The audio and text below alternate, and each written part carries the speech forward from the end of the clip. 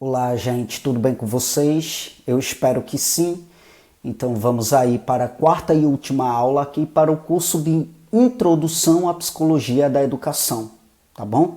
Eu já estou preparando aí os conteúdos que irão sedimentar um outro, vamos dizer que, compartimento da psicologia da educação que há de ser mais avançado, certo? E aí, a partir do momento que eu sedimentar este conteúdo mais avançado, vocês já estarão com a base que há de ser esta introdução mesmo que eu sedimentei aqui com relação à psicologia da educação. Veja bem, a partir dos anos 90, começa-se uma tendência de propostas educacionais que são aí baseadas no trabalho do epistemólogo e biólogo suíço Piaget. Esta tendência de propostas educacionais gira em torno da cognição das crianças. Então, estamos aí entrando em contato com o construtivismo. E aí, veja bem, o Piaget, ele não propôs um método, ele não propôs uma pedagogia. Mas o que é que acontece?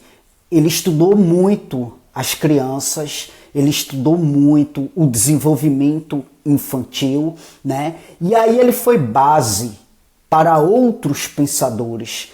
Ele inspirou outros pensadores, como por exemplo a Emília Ferreiro. A Emília Ferreiro foi uma discípula do Piaget e ela se viu aí bastante inspirada pelos estudos, né, por aquilo que o Piaget desenvolveu quanto às crianças, quanto ao desenvolvimento infantil.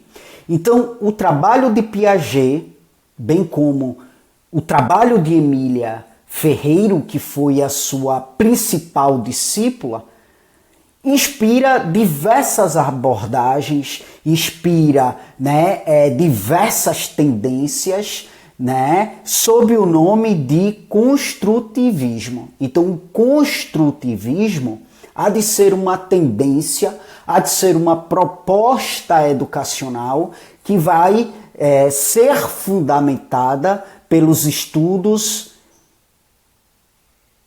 pelas pesquisas, pelas construções do Piaget, bem como da sua principal discípula, que há de ser a Emília Ferreiro. Então veja bem, o trabalho de Piaget, o trabalho de Emília Ferreiro são fundamentais, são essenciais no âmbito da psicologia da educação. E quando eu vir a formular, ou melhor, sedimentar aqui no canal um compartimento com conteúdos mais avançados quanto à psicologia da educação, eu estarei aprofundando nos estudos do Piaget, estarei aprofundando ainda mais no construtivismo, sabe? E aí, veja bem, essas propostas educacionais, elas reformulam o currículo que há de ser aquele que é sedimentado nas escolas. E estas reformulações acabam sendo inspiradas em abordagens construtivistas, sabe? A reformulação dos currículos quanto ao ensino público brasileiro tem em seu fundamento a abordagem construtivista. Isso começa a se dar no ano de 1997, começa a ser sedimentado no estado de São Paulo. O estado de São Paulo, em 1997, adotou uma reformulação curricular que vai estar inspirada na abordagem construtivista. E uma das questões que fora sedimentada nesta reformulação há de ser a chamada progressão continuada, que inclusive até hoje sofre severas críticas. A opinião pública demanda severas críticas no que diz respeito à progressão continuada que está aí sedimentada nessa reformulação curricular, que está aí fundamentada, inspirada em abordagens que são construtivistas. Certo? Então, a progressão continuada assume uma ideia de ciclo no desenvolvimento da criança, assume uma ideia que vem a ser criticada pela opinião pública. É uma ideia que vai diminuir a necessidade de manter o aluno ali em uma única série, naquela determinada série, na verdade, porque de repente ele não foi bom ele não se saiu bem em matemática. Durante o ano ele não alcançou uma nota que venha a ser uma nota favorável para que ele pudesse avançar de série. Ele antigamente, né, se dava desse modo, sabe? Se lá na recuperação final o garoto, a garota, o aluno, né, não alcançasse uma nota que viesse a fazer com que esse aluno passasse por média, ele iria repetir a série, por mais que ele tivesse se saído bem em outras matérias. Mas daí então, por não ter se saído bem em determinada matéria, em determinada disciplina, por não ter alcançado a média, ele ia repetir o ano, sabe? E aí a questão da progressão continuada acaba evitando essa necessidade de reter o aluno entre as séries. E isso há de ser visto como o fato de que, deste modo, o aluno não irá repetir mais a série, não irá mais repetir de ano. E isso provoca uma crítica. A opinião pública acaba demandando uma crítica com relação a isso. Porque se tem a concepção, se tem a ideia de que a criança vai terminar ali o ano e vai avançar de série sem saber de nada, sabe? Então, por isso, há de ser uma ideia, uma tendência, né, que acaba sofrendo duras críticas pela opinião popular. E aí a progressão continuada, ela há de ser um procedimento que é utilizado pelas escolas, que vai dar permissividade, que permite ao aluno avanços sucessivos e sem interrupções. Sabe? E isto há de ser considerado uma metodologia pedagógica que há de ser avançada, porque propõe uma avaliação constante, propõe uma avaliação contínua, propõe uma avaliação que há de ser, inclusive, cumulativa. Porque, veja bem, a progressão continuada, ela vai sedimentar que, se o aluno não foi bom, por exemplo, em matemática, não tirou nota favorável durante todo o ano, não alcançou a média, né, naquela disciplina, então ele vai avançar de série, tá? Mas, no entanto, ele vai pagar esta disciplina, ele vai pagar esta matéria a nível da determinada série em que ele não alcançou a nota favorável na devida disciplina. Então ele avança e aí ele vai estudar a matemática, que há de ser aquela que é pertinente àquele devido ano, mas ele também vai pagar a matéria que daí então ele não alcançou a nota favorável, a média favorável no ano anterior. Portanto, vai ser uma avaliação que é constante, contínua, que é cumulativa, entende? Mas que, no entanto, não vai reter o aluno ali naquela devida série. Ele vai avançar naquilo que ele se saiu bem e ele vai pagar, vai ser retido de modo pontual na matéria em que ele não se saiu bem. Sabe? Essa ideia é sedimentada porque se tem a visão pelos pedagogos, né, pelos psicólogos educacionais, se tem a visão de que reprovar o aluno de modo sucessivo não vai contribuir para que este aluno venha melhorar o seu aprendizado. Ele vai ficar sendo retido ali, vai ficar sendo retido naquela série, e isso não vai contribuir em nada para o seu avanço, para o seu aprendizado.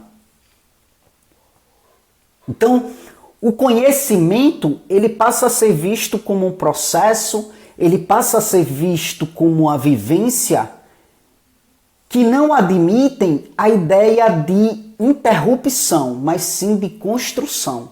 Porque a partir do momento que se retém um aluno em uma determinada série, ele vai estar ali sofrendo uma interrupção no que diz respeito ao avanço, no que diz respeito à construção.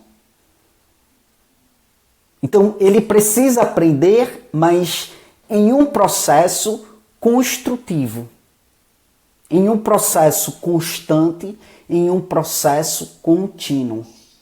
Se ele não foi bem em determinada matéria, sim, ele vai ter que pagar, ele vai ter que estudar a determinada matéria, mas, no entanto, ele vai avançar no que diz respeito àquelas matérias em que ele se saiu bem no devido ano. Então, o aluno, sendo assim, o aluno ele está continuamente se formando, ele está continuamente construindo. No início da década de 1990, o MEC ele reformulou, né, os currículos dos ensinos brasileiros aí, destinado ao primeiro e ao segundo grau.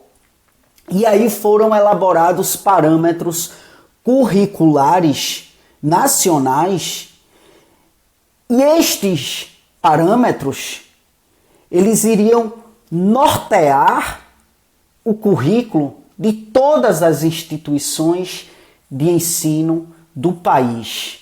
E este parâmetro vai estar aí assentado na ideia do construtivismo. E aí, como eu falei para vocês, uma das peripécias vai ser a questão da progressão continuada.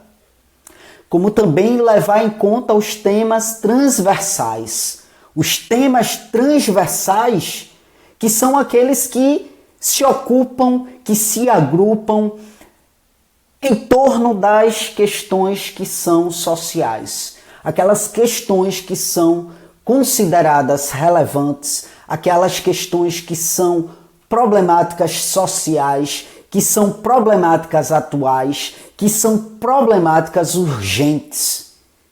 Então, esta reformulação, esta elaboração dos parâmetros curriculares vai aí ganhar uma abrangência que há de ser nacional, vai ganhar uma abrangência com um caráter universal e acometidos por estes temas que são transversais porque atravessam diversas disciplinas. E aí, os parâmetros curriculares que foram reelaborados pelo MEC, vai defender a interdisciplinariedade. Ele vai ser interdisciplinar, ele vai defender a interdisciplinariedade, a fim de oferecer um ensino coerente ao aluno, a fim de oferecer um ensino abrangente ao aluno, E por isso ele vai aí estar norteado pela interdisciplinariedade. Então, um exemplo. O professor ele dá ali uma aula de matemática. Então, ele ensinou regra de 3. Então, ele vai fazer uma ligação entre este assunto e os temas transversais. Ele vai fazer uma relação entre este assunto com a ética, com o meio ambiente, com a saúde. E todas estas reformulações contou com a participação de especialistas em educação. Pedagogos, psicólogos educacionais, né? Foram reformulações inspiradas pela ideia da chamada escola nova. Aquela ideia sobre a qual eu já discorri no vídeo anterior. Então, estas reformulações estarão inspiradas em bibliografias que são construtivistas. Estas reformulações estarão aí inspiradas na ideia de Piaget. Estarão inspiradas nos trabalhos da Emília Ferreiro, a sua principal discípula. A Emília Ferreiro, ela foi uma especialista muito dedicada ao tema da alfabetização da criança. E aí, veja bem, essas reformulações, esse debate, ele foi divulgado pela imprensa e, como eu falei para vocês, conta com uma participação de especialistas em pedagogia, conta com uma participação, com a formação, com a experiência da psicologia da educação, profissionais aí da área da psicologia da educação, né? Mas, como eu falei para vocês, o resultado desta reformulação trouxe consequências. Trouxe consequências que são criticadas até hoje.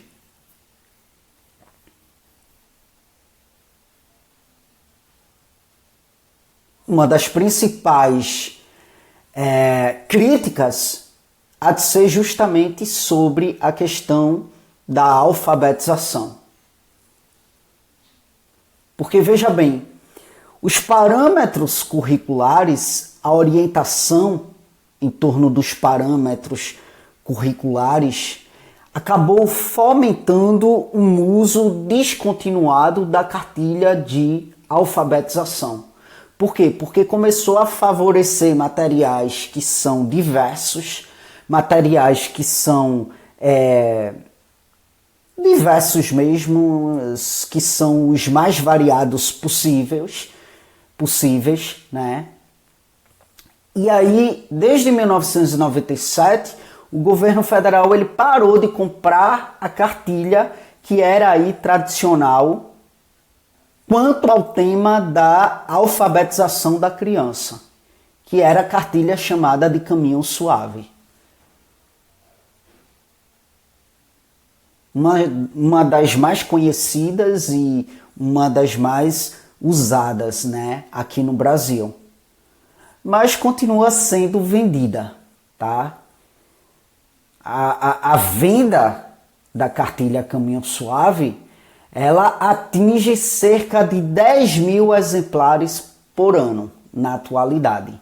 Mas, no entanto, o seu uso foi constantemente descontinuado por conta das reformulações curriculares no que diz respeito à educação no Brasil, justamente porque essas reformulações trouxe o favorecimento dos mais diversos materiais possíveis. E é isso, gente. Finalizo aqui esta introdução à psicologia da educação. Como falei para vocês, eu estou em um processo de elaboração de conteúdos mais avançados na área da psicologia da educação. tá bom? Então, a partir do momento que esses conteúdos começarem a serem sedimentados aqui no canal, vocês estarão já aí com uma base, com uma introdução à psicologia da educação, tá bom? Se você vir aqui no comentário em destaque, você vai encontrar a playlist onde os vídeos que fazem alusão à introdução à psicologia da educação estarão organizados a partir de uma ordem lógica de compreensão.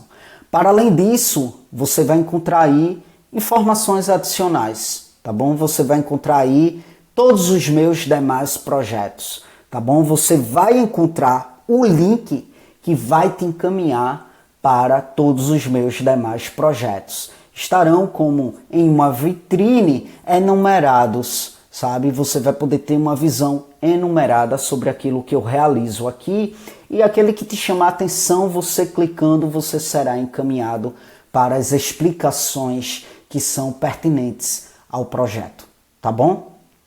Ao devido projeto, aquele pelo qual você se interessou.